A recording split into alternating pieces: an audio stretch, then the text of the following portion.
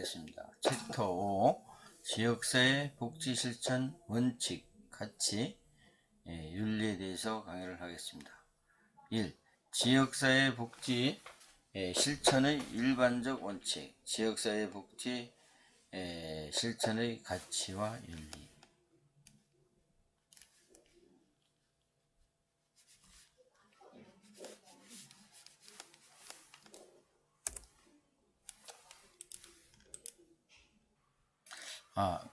지역사회 복지 실천의 일반적인 원칙에 있어서 밍넬이라는 학자의 견해 지역사회 복지 실천의 원칙에 대해서 공부를 하겠습니다. 이 지역사회 복지 실천의 가치, 윤리 이런 게 참 중요하죠. 그래서 사회복지의 실천은 필드에서 업무를 과업을 하는 것을 실천이라고 하죠. 사람들과 더불어 그들의 삶의 질 향상을 위한 그러한 활동적이죠. 변화를 시키는 거죠. 긍정적 변화. 그래서 성과나 결과에 못지않게 과정이 중요하죠. 지역사회 문제들을 해결하기 위해서는 주민들의 신뢰를 얻기 위해서 친밀한 관계 형성 기술, 그래서 사회복지 실천 기술론도 공부하시잖아요. 그래서 이런 게 필요해요. 주민들이 결속하여 자신들이 직면한 문제를 주체적으로 해결해 나갈 수 있도록 해야 되는 것이죠.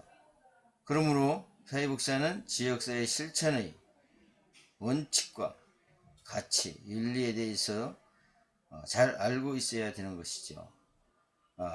그래서 이번 챕터 5에서는 그 사회복지사의 원칙이, 조직에는 원칙이 있어야 되잖아요. 원칙에 대해서 먼저 우리가 공부를 하겠습니다. 원칙은 여러 가지 견해가 있지만은 오늘 우리 교과서에 나온 맹넬이라는 그 학자의 원칙을 한번 보겠습니다. 1. 사회복지를 위해서는 지역사회 조직은 사람들과 그들의 욕구에 관심을 가져야 된다는 것이고, 두 번째, 사회복지를 위한 지역사회 복지에 있어서 1차적인 클라이언트는 지역사회의 하나의 자원이라고 보겠어요. 조직에서는 지역사회에 있는 그대로 이해하고 수용해야 한다는 것이 지역사회 조직 사업의 원칙이 되겠습니다. 네 번째로, 지역사회의 모든 사람은 보건, 복지 서비스에 관심을 가지고 인간의 욕구는 계속 변화하죠. 사람들과 집단을 간의 관계도 계속 변화한다는 점을 현실적으로 직감하고 지역사회를 조직하고 업무를 파악하고 이런 것들이 중요하죠. 그래서 지역사회 조직 사업의 과정에 있어서 인식되어야 된다. 6번, 모든 사회복지기관의 단체는 상호 의존적이에요. 상호 의존적. 연관이 있다는 거예요. 다 연관이. 그래서 사회복지사님들은 이 연관성을 귀중하게 생각해야 돼요. 그래서 무슨 일이 있다 할지라도 단면적으로 인과관계를 훼손시키거나 이래서는 안 되겠죠. 7번, 과정으로서 지역사회 조직은 일반적인 사회사업의 한 분야이다. 이렇게 밍넬이 주장한 내용입니다. 그 다음에 로스의 지역사회 실천의 원칙, 이 학자들의 원칙이 나오는데 이게 어느 것이 중요하고 어느 것이 중요하지 않는 것은 아니라 우리가 이런 원칙이 있기에 적용을 하는 것이죠. 1. 현재 지역사회 조건에 대한 불만으로부터 추진의 결성을 이루어야 되고, 두 번째, 불만은 특정 문제에 대한 계획을 세우고 실천에 옮길 수 있도록 집약되어야 한다. 세 번째로는 집약된 불만은 지역사회 주민들에게 널리 인식되고 공유되어야 한다. 네 번째, 추진회에는 지역사회 내에 있는 중요한 하위 집단들을 위해 지목되고 수용될 수 있는 지도자들을 참여시켜야 된다. 추진회는 지역사회 주민들로부터 높은 지식을 받을 수 있는 목표와 운영을 가져야 한다. 여섯 번째, 추진위원회 사업에는 정서적인 내용을 짓는 활동이 포함되어야 한다. 7번째, 추진회는 지역사회에 존재하는 잠재적 우위를 활용해야 한다.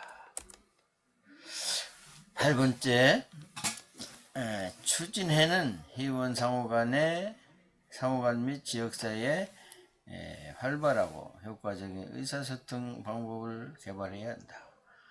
9번째, 추진회는 협동적인 노력을 위해 참여하고 있는 집단들을 지원하고 강화해야 한다. 10번째, 추진회는 정상적인 업무상의 결정 과정을 해치지 않는 범위 내에서 절차의 융통성이 있어야 한다. 지금 제가 눈이 아직도 회복이 안 돼서 두 글자로 막 보이고 정상적으로 잘 보이질 않습니다. 7. 추진회는 지역사회 현재 조건에 따라 수행하는 사업의 보조를 맞춰야 한다. 추진회는 유능한 지도자를 육성해야 한다. 12번째, 추진회는 지역사회 내에서 적절한 위상을 지내야 한다. 이렇게 여러분들이 로스의 지역사회 복지 실천의 원칙을 10가지를 우리가 보았습니다. 다 이 교과서에 있는 내용이 되겠습니다. 글쎄, 디햄의 지역사회 복지 실천의 원리, 이렇게도 나오네요. 사회복지기관 내 서비스는 조직 운영 및 사업의 실천 과정에서 반드시 민주적인 원칙을 준수해야 한다. 두 번째로는 사회복지 프로그램의 모든 집단이 참여할 수 있어야 하며, 프로그램은 지역사회 주민들의 충분한 이해와 도덕적, 재정적 지지에 기초해야 하고, 능력 있는 지도력은 전제로 시행되어야 한다. 는 지역사회의 개발과 관련이 있는 자조의 개념은 지역사회 복지조직에 응용할 수 있는 것이며, 주민들의 전국적인 참여는 민주주의의 원칙과 편의주의의 관점에서 조정되어야 한다. 4번, 본질적으로 지역사회 조직사업가의 역할은 문제 해결과 목적 달성을 위해 주민 집단과 조직의 전문적인 지식과 기술 원조 및 창의적인 지도력을 제공해야 한다. 5번째, 자발적인 협동에 의해 사업에 진행하되 최선의 지역사회 조직사업은 일련의 개별적인 노력보다는 중요한 문제를 해결하기 위해 조정 계획을 특징 지어야 한다. 6번째, 사회복지 프로그램은 욕구에 기초하여 해결하도록 해야 하고 항상 가병성을 두고 있다는 것을 확인해야 됩니다. 또한 그것은 서비스 수혜자들의 욕구와 봉사 능력에서 바탕을 두고 시작해서 발전되고 수정되어야 하며 종결되어야 한다. 7번째, 한 지역사회 사회복지 서비스는 지역사회 주민들의 욕구에 비례하여 전체에게 공평하고 형평성 있게 분배되어야 한다. 8번째, 사회복지 사업의 조직과 관련은 가능한 간단해야 하며 개별적 자치에 기초하여 공통의 관심을 위해 통일적으로 활용해야 한다. 지역사회 지도력은 가장 효과적으로 사회복지 욕구에 해결하기 할 수 있는 복지 지원의 동원과 발전을 위해 의도적인 노력을 의미하며 이는 새로운 기관과 프로그램을 창출하고 기존 프로그램의 결과를 창의적으로 수정 보완해야 한다. 여기 10번째, 사회복지 프로그램은 예방에 관심을 두어야 하고 치료와 재활은 단순히 보호보다 사회적으로 가치가 있지만은 이보다 더 가치 있는 것은 예방이다. 따라서 보호보다는 치료보다는 예방이 지역사회 조직의 건전한 고가 된다. 여기서 이제 예방이라는 그러한 단어가 나오는데, 우리나라는 예방보다는 현존을 치료하는 목적을 주로 시행하고 있습니다. 그러나 의료라든가 건강이라든가 아니면은 사회복지 서비스 실천 윤리도 사전에 예방 차원에서 이렇게 업무가 시행되어야 낭비되는 일이 없고 또 실수되는 일이 없이 잘 할 수 있다는 점을 여러분들 기억하시면 좋겠습니다. 그 다음에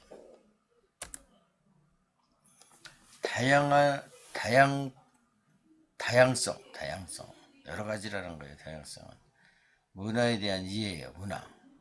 문화는 한 조직에는 다 문화가 있죠. 개인의 문화도 있고 또 지역사회 문화도 있고 아니면은 국제적인 이런 상호간에 그 나라마다 문화가 있습니다. 이러한 문화의 다양성을 이해해야 된다는 것이죠. 그래서 인간의 다양한 문제에 대한 이해는 인간 행동 사회의 기능을 이해하는 데 필수적인 요소라고 보겠습니다. 그 다음에 지역사회 복지 실천은 문화적으로 소외된 집단 성원들을 위한 정책 결정 과정에 대한 참여와 지원에 대한 동등한 접근을 촉진시키기 위한 행동을 필요로 하는 것이죠. 룸이라는 학자 이러한 행동에 대한 지침은 다음과 같이 제시했어요. 첫째, 가족 통합, 부모 지도, 노인 공경, 가족 구성원들의 집합적 결정을 가치로 한다. 가족이 통합되지 않으면 이게 안 되죠. 그래서 부모의 지도, 노인 공경 이런 것들이 하나의 문화로 정착이 돼야 된다는 것을 룸은 첫째로 얘기했습니다. 두 번째는 집합적 지도의 개인과 가족을 결합시키는 종교적이고 정신적 신념의 실천에 건강한 적용을 고취한다는 것이죠. 세 번째, 친일을 지지하는 수단으로 가족관계의 지역 연결망에 사용하고 추구한다. 네 번째, 문화적 동질감과 그들의 언어의 재발견 가치로 한다는 것입니다. 그 다음에 자기 결정권과 역량 강화야. 자기 결정권. 모든 게 인간의 존엄성을 우리가 상기시켜 자기의 결정권과 또 우리가 살다 보면 소진이 될 수가 있고 무슨 문제가 있어 어려움을 당할 때가 있습니다. 이런 때는 역량 강화를 해야 됩니다. 그래서 자기 결정과 역량 강화에 관한 문제의 핵심은 사회복사가 힘을 갖는 것이 중요한 것이 아니라 지역사회 내에 있는 어떻게 보면 주민들이 스스로 문제를 해결할 수 있는 힘을 강화시켜 궁극적으로 그들이 스스로 힘을 가져야 한다는 점입니다.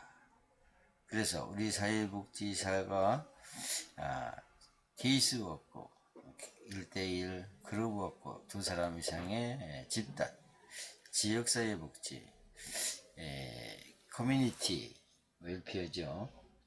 이런 것들을 시행할 때 어떻게 보면은 사회복지사가 주체가 되어 업무를 수행하지만 그 지역사회 복지는 그 주민들과 더불어 예방도 하고 그 문제를 해결하기 위해서는 지역사회에 있는 그 케어하고자 하는 그 문제에 대한 힘을 들여서 스스로 해결할 수 있는 힘을 갖도록 하는 것이 참 중요하다는 것입니다. 그게 역량 강화이죠. 그 다음에 자기 결정권이에요. 자기 결정. 그래서 클리언트는 스스로 전문가의 개입 연표를 결정하고 개입의 방법과 그것이 가지는 일과 등에 대한 대해서도 선택할 수 있도록 하는 것이다. 역량 강화. 지역사회 주민들의 의사결정 참여를 중요하게 여기는 관점으로 지역사회 주민들이 주체의식을 키우고 부정적인 자아상을 불식시킴으로써 일종의 치료 효과를 가져온다는 것입니다. 그 다음에 비판의식 개발. 비판이면 어떻게 보면은 좀 나쁜 용어 같지만은 안에 의식을 가지고 있어야 된다는 점을 얘기하는 거죠. 지역사회 복지 실천가가 지역 문제에 개입하여 변화시키는 과정을 개개인 그리고 집단과 상호 행동을 통해서 억압을 조정하는 사회의 메커니즘 인식뿐만 아니라 그러한 사회의 구조 및 의사결정 과정을 주시하고 이해하는 것이다. 상호학습. 지역사회 복지 실천가는 실천 과정에서 그들이 가진 가치와 신념, 행동과 하나의 풍습만을 강조하는 것이 아니라 지역 주민이나 후원자로부터 문화적 배경에 대한 지식을 배우고자 하는 적극적인 학자가 되어야 된다는 것입니다. 사회복지사는 지역 주민들의 변화 과정에서 동반자로 인식하고 존경과 존엄으로써 그들을 대해야 되는 것이죠. 그게 상호 학습이라고 하겠습니다. 그 다음에 사회 구성원들의 균등한 자원 분배예요. 사회정의는 지역사회복지 실천에는 사회복지사가 추구해야 할 가장 핵심적인 가치인데 체계적으로 균등한 자원 분배의 실현을 위한 노력으로 이룰 수 있습니다. 그래서 균등하고 동등한 분배를 통한 사회정의, 사회복지사가 추구해야 할 실천의 행동의 가치라고 보겠습니다. 이타주의, 인간 행동의 원리로서 타인에 대한 배려를 의미하는 것이죠. 증여나 선물 등의 행위는 일방적인 거래로서 경제적 행위의 쌍방적 거래와 구분이 되는 것입니다.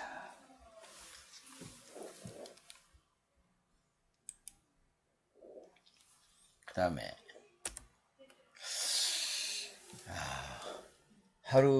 하루디나가 제시한 지역사회 복지 실천 윤리적 기준을 보겠습니다.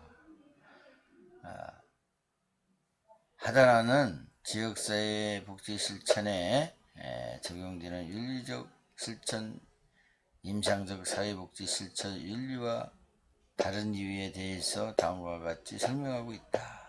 첫째, 사회의 변화, 개입의 1차적 목표다.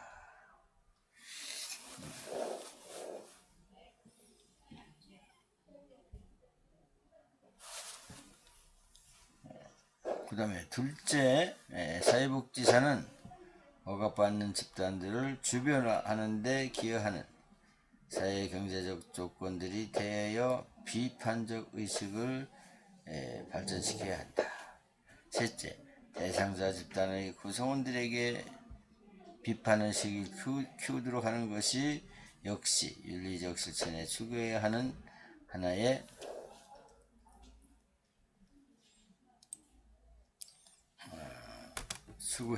또 하나의 목표가 있다.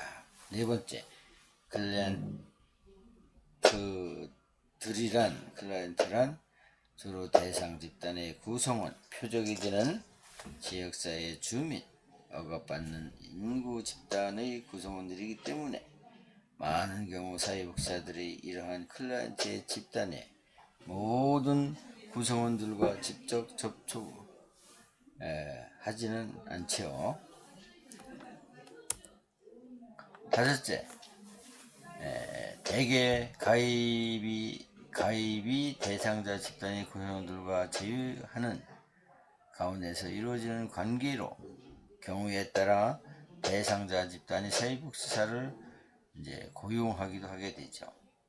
그 다음에 여섯 번째로는 실천 활동의 목적이 주변화된 집단 생활 역량을 증대시키는 데 있기 때문에 지역사회 복전 실천에서 억압적 자체를 유지하는 데 이용되어서는 안 된다.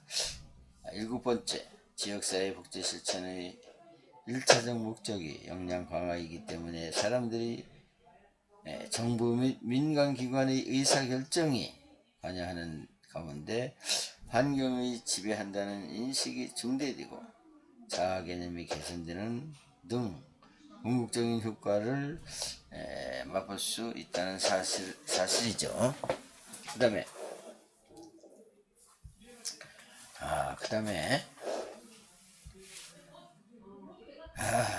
여덟 번째, 사람들이 역량을 획득하도록 하기 위해서는 권력을 가진 집단을 표적으로 삼아 직면 전술을 활용해야 하는데 이런 일은 표적 집단의 상가를 건드리거나 대상자 집단에게 위험한 부담을 얻게 되기 시작한다. 그래서 아홉 번째는 윤리적 실천은 사회복지 실천가로 하여금 적절한 전술이 구사에 관한 결정에 앞서 상황의 심각성을 접근 가능성, 표적 집단에 처할 위기 요인 등을 점검할 것을 요구한다는 점에서 종종 상황 의존적인 일로 여기기도 한다.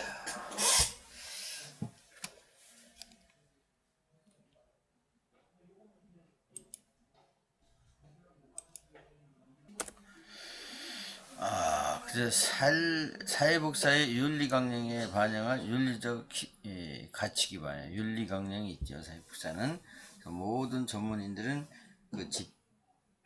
그 집단의 윤리강령이 지켜야 되는 것이죠.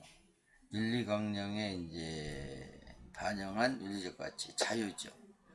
자유 개념은 기초한 복지는 인간이 자신의 행동의 본성에 영향을 끼치기 위한 인간의 능력이 곧 복지의 한 구성물로 되고 인간 행동에 기초하여 적극적 의미의 능력임을 알 수 있다. 자유라는 것 참 우리 인간에게 꼭 필요한 것이죠. 자유를 박탈당한다면 우리가 어떻게 보면은 사회복지의 의미가 전혀 없습니다. 그러므로 우리 사회복지사님들은 클라이언트의 자기결정이나 자유의 인간성의 본성을 존중해 줘야 된다는 것이죠. 지역사회 분야에서 사회 책임적 자유의 의미예요. 첫째, 사회 책임적 자유는 사람과 사람 사이 및 사람과 집단 사이 또는 집단과 집단 사이의 착취를 용인하지 않는다.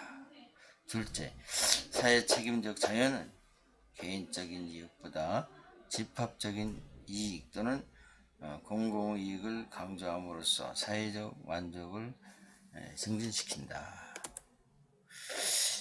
그 다음에 이제 평등이에요. 평등. 사회복지의 핵심 개념으로 인종, 성별, 빈부 차이, 장애 등으로 인한 사회적 차별이나 배제 없는 사회를 전제함으로 해야 되죠. 그래서 평등의 사회적이며 윤리적인 의미는 자원분배에 있어서 절대적인 의미를 완전히 평등과 지원에 대한 접근, 기회의 평등 두 가지로 모두 의미하죠. 그래서 평등도 기회의 평등과 아니면은 분배의 평등, 이러한 그 분배적인 종류가 다 다르고 있습니다. 이런 것들이 다 반영되어야 된다는 거예요. 기회의 평등은 사회복지가 국가적인 책임을 강조하지만은 최소한의 복지 혜택을 통한 복지 수혜자의 자립과 자활을 중요시하기 때문에 최소한의 삶을 유지할 수 있는 복지 혜택을 가장 최선의 복지 서비스로 여겨야 된다는 것이죠. 또 한 번 넘겨보겠습니다.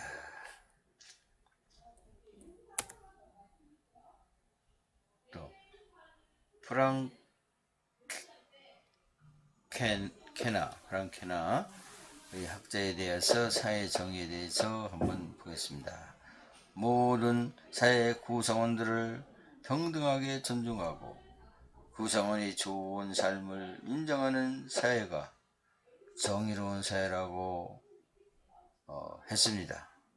평등은 추구와 사회적 차별이 없는 사회를 좋은 사회라고 봤습니다. 따라서 사회에서 생활하는 인간과 그들의 삶의 조건에 대한 개선의 궁극적인 목표가 좋은 삶이라고 한다면 정의는 곧 사회복지의 한 구성물로 중요한 위치를 갖게 되는 것입니다. 정의를 모든 사람의 평등한 처우라고 강조함으로써 정의와 평등이 상호 밀접하게 연관되어 있음을 강조하고 정의와 평등에 또한 분배와 밀접한 연관을 갖는데 그것은 분배를 통해 정의의 원칙이 관찰될 수 있기 때문입니다. 정의로운 사회, 공의로운 사회, 이런 사회가 이 사회복지에서는 아주 중요한 위치를 가지고 있습니다. 그 다음에 집합주의에 대해서 또 한번 보겠습니다. 사회복지의 가치에 있어 집합주의는 인간이 사회 또는 지역사회 안에서 다른 모든 인간들과 함께 행동하여야 한다는 것이죠. 상호작용함으로써 그의 존재 의미를 갖기 때문에 사회나 지역 전체의 사람들이 함께 공동의 만족 또는 복지를 추구하는 데 큰 의미를 갖고 있다. 이는 연대성 강조하는 나의 것을 남을 위해 사용할 수 있다는 분배적 정의를 통해 사회 민족의 정진을 추구하고 있다는 것입니다. 또 인간의 존엄성, 우리 헌법에도 우리 인간은 최소한의 인간의 존엄성을 가져야 된다는 것이 되어 있습니다. 그래서 사회복지 분야에는 어떻게 보면 헌법에 존재하는 인간의 존엄성을 가장 가치로 생각하고 있습니다. 사회복지 분야에서 인간의 존엄성은 복지의 권리 확보 의미를 얘기하는 거죠. 그래서 조니스 복지권의 중요성을 세 가지 측면에서 강조하겠어요. 복지를 증진시키는 것은 삶의 질 자체에 의한 필수적이다. 둘째, 복지는 증진시키는 것이 사회에 대한 투자이다. 셋째, 복지 증진시키는 것은 인간 존재를 격화시키는 자선행위에 따르는 낙인을 없앨 수 있는 하나의 권리이다.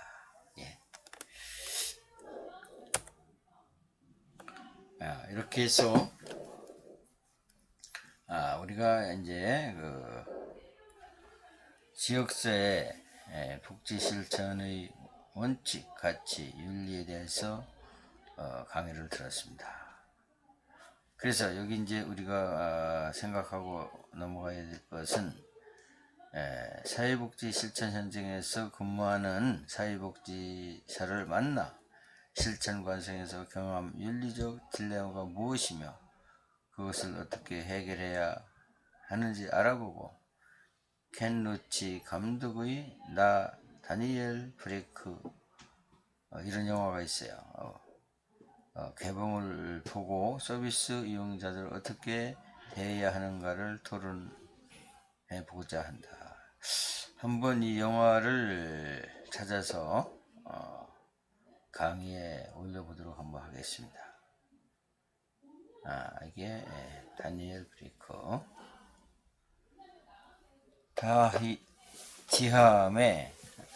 디함은 사회복지기관과 서비스의 조직 운영 및 사업의 실천 과정에서 민주적인 원칙을 준수해야 한다고 하였다. 지역사회 기관과 시설 내 권리들 간의 민주적인 의사소통이 이루어지고 있는지, 그리고 사회복지사들의 서비스 용자들과 일할 때 그들의 의견을 존중하고 있는지를 관찰해보자. 세 번째, 사회복지 실천과의 지역사회 문제에 개입 변화시키는 과정은 억압을 조정하는 사회의 메커니즘, 인간은 물론 사회 구조 및 의사결정 과정을 주시하고 이해하는 것이 말하며 나아가 서비스 대상자들과 인식을 공감으로써 지역 주민들의 비판의식 개발할 줄 알아야 한다. 따라서 비판적 사고에 대해서 알아보고 평소 비판적 사고 정진을 위해서 자신의 실천 과정을 성찰해 보는 습관을 가져보자. 이거 참 중요하죠.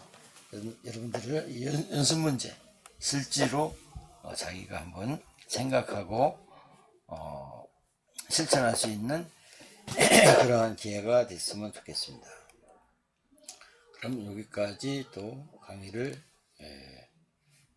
마치겠습니다.